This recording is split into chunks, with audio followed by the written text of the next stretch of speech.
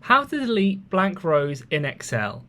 So as you can see here, we have a simple data set. We want to delete the rows of 6, 9 and 12 here. So what you're going to want to do first of all is go ahead and highlight the whole data set as so.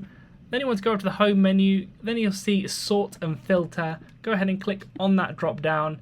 Then you want to click on filter once you've clicked on that. Then you should see some drop down menus here where you can see the downwards arrow. Go ahead and click on that. Then you want to unselect all. All those ones should be ticked. You want to untick it. Then scroll all the way down until you see blanks in brackets there. Go ahead and tick that. Then you want to click apply filter.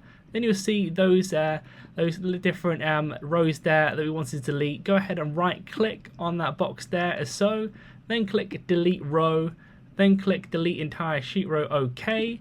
Then you'll see that data set has been kind of figured out there and sorted with the rows deleted. So leave a like on the video if that helped and subscribe for more helpful videos.